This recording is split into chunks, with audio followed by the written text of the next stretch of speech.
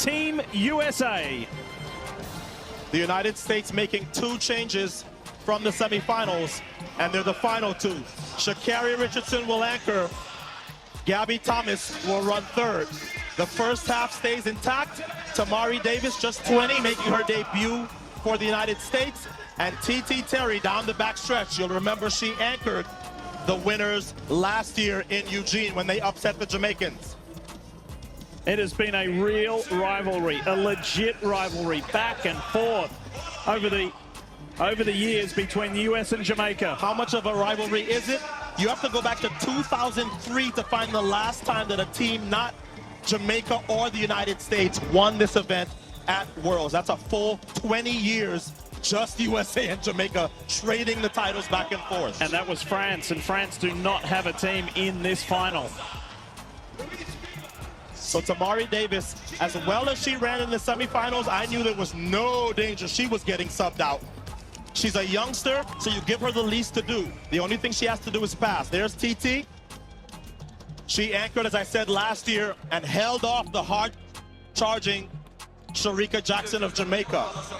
Gabby Thomas, who got the silver in the 200 meters last evening, she'll handle the third leg. And then the world 100-meter champion and 200-meter bronze medalist from this meet, Sha'Carri Richardson, will bring it home. And who will she be anchoring against? Sharika Jackson of Jamaica.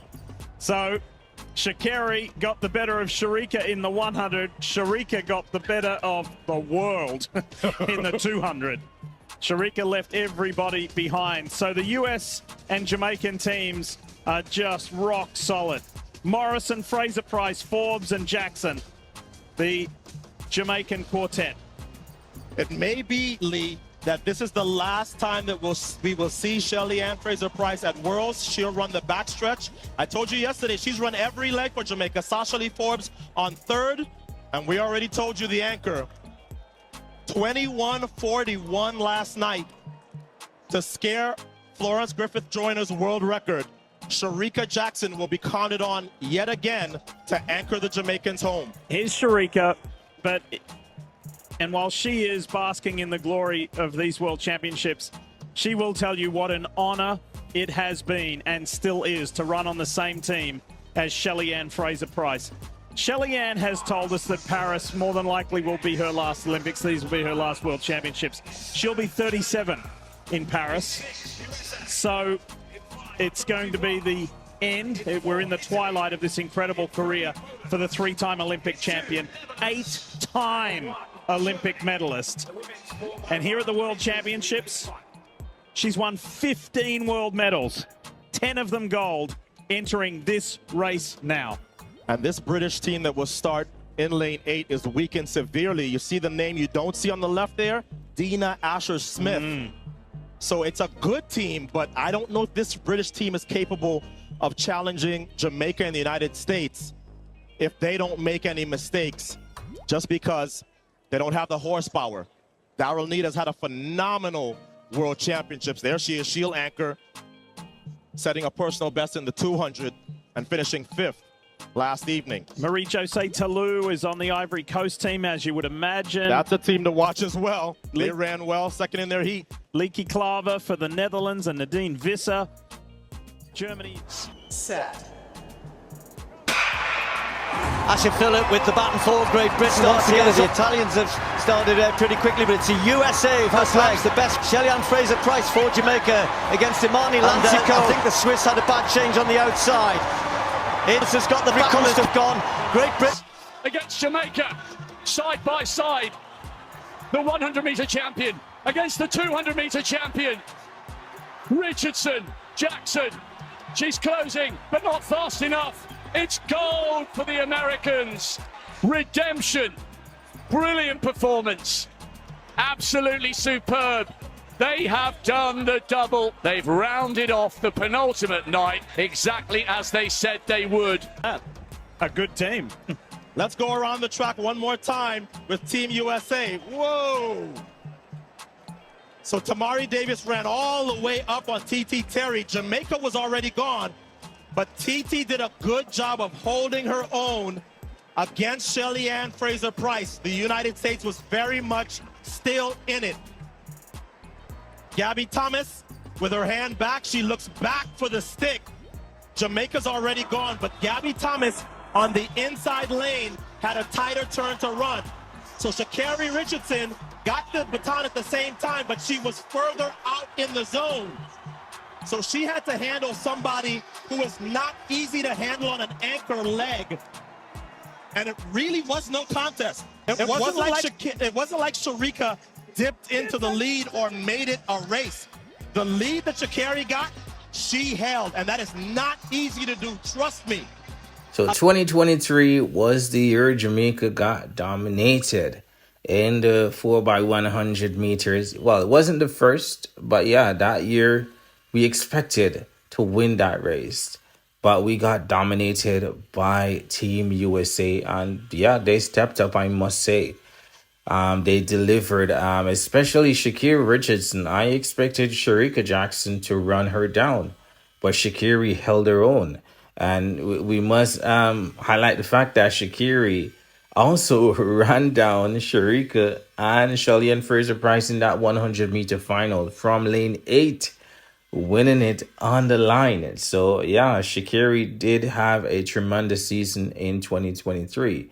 And fun fact, she, as well as Shericka Jackson, both ran their season best in 2023 over 100 meters, which is 10.65 seconds. Not in the same race, though. Sha'Carri ran it in the World Championship final. Shericka ran it at the Jamaica National Trials in the 100-meter final. So yeah, two different environments, two different races, but Sha'Carri stepped up when it matters in the 100 meters and delivered. But as we know what happens in the 200 with Shericka Jackson, she was chasing the 200-meter world record, ended up getting 21.41 second, just a dot short of 21.38. But yeah, with that 200-meter speed, I expected Shericka to run down Sha'Carri at the end, but yeah, she couldn't catch her. But I believe everything went bad with when Shelly Ann Fraser-Price actually got injured on the backstretch. Yes, many didn't realize it, but when the video is slowed down, many can see it, because Shelly Ann Fraser-Price, coming into these championships, yes, she was blazing in 2022, but in the earlier part of 2023 at the Cape Cana Classic, she got injured in May, and she was looking to top, because that year 2022 she was running 10.7s easy. Every other race, the slowest time she ran was 10.73 seconds. Yes, and I think that race she also got beaten by Shericka Jackson, but every other race was a 10.6 race. Yeah, similar to the season that Melissa Jefferson had, but just more explosive, because Shelly Ann Fraser-Price kept going, and she was doing it on the Diamond League circuit. Yeah, so yeah, Shelly Ann Fraser-Price, really good in 2022. She was looking to continue that in 2023 when she got injured. She went and had it wasn't a knee surgery, I believe, but on the backstretch, something clicked for her when she got the baton, and TT closed on her really badly. And it seems like TT got the better. Well, technically she did, but it was because if y'all could see right here, her foot is like it's twitching, like she's semi-hopping while trying to run, but she didn't pull up, she didn't stop. She made sure that her teammate, Sasha Lee Forbes, got the baton. And yeah, they ended up finishing second. It was a really good race, and I believe if Shelly Ann Fraser-Price didn't get injury on the backstretch, then it would have been a goal for Jamaica, because there was no way Sha'Carri would have run down Shericka Jackson if Shericka got the baton in front, and that's what it seemed as if, because Gabby is a good curve runner, but if Shelly had gotten the baton to Sasha Lee Forbes first, then yes, it would have been over. But that's just my opinion. But it was a great race altogether, and yeah, it was exciting, and it lived up to the billing. But what say you? Feel free to leave y'all thoughts on this one in the comments, and let me know what y'all thought on this race, if it was one of the most exciting 4x100 meter races y'all have watched in recent times.